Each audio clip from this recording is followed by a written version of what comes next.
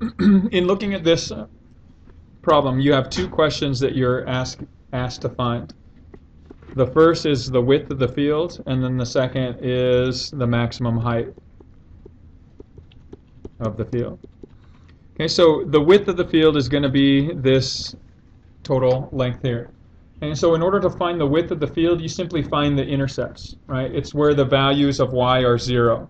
So we see the first is at the coordinate 0, and then the second is over here. Well, the question itself was given to you in intercept form, so you can actually find the intercepts very easily.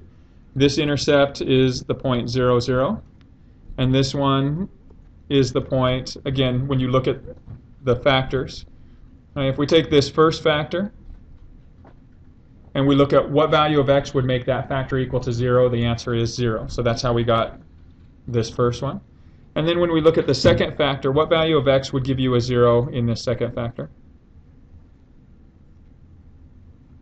160, right? So our second 0 is at 160. So we know that the total width is just 160. We can find that pretty easily here.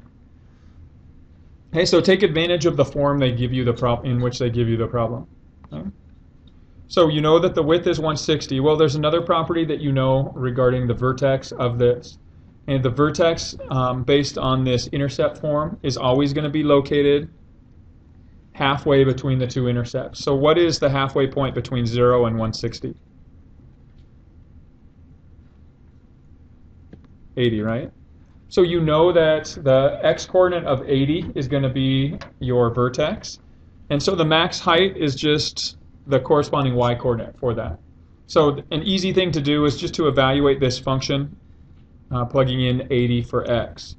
And so you can do that a couple different ways. If you just type your expression exactly as it appears, so negative 0.000234 x times the quantity x minus 160, close it off, and then use the width key, the vertical bar, and plug in x is equal to 80, and solve. You get your answer to be 1.5 approximately. And that would be your solution. And now there's a couple other ways to approach this. Okay, the first of them, you could take this function and type it into your y-editor. And so here I already have it typed in. So negative 0.000234 x times the quantity x minus 160. I could then view my graph. And as far as the viewing window for this, it makes it a little more difficult as far as viewing what it looks like. And if I used,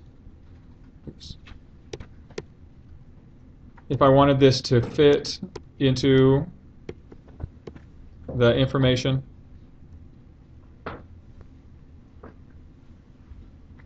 looks like it still isn't projecting it out. So, but if you plugged it into your function, you could find the vertex, which would be the F5 math tab, choose the maximum, pick a value for your lower and upper limits.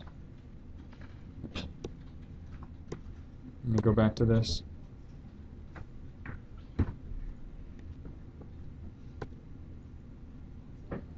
Let me select my graph and now graph it. Okay, so here is my graph.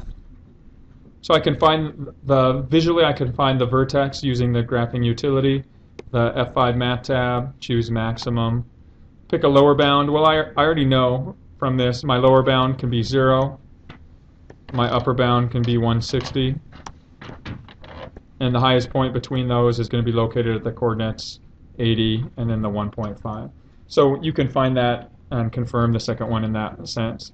Now, if you also wanted to confirm the first, to find the intercepts, it's already in intercept mode, so that's the easiest thing to do. But if you are familiar with this process, what you can do is use the solve feature, evaluate y1 of x, set it equal to 0, and solve for the x values that give you those zeros. So it's going to find your zeros, or x-intercepts, and it confirms that 0 and 160, the ones that we found by the intercept mode, or the intercept form, are correct.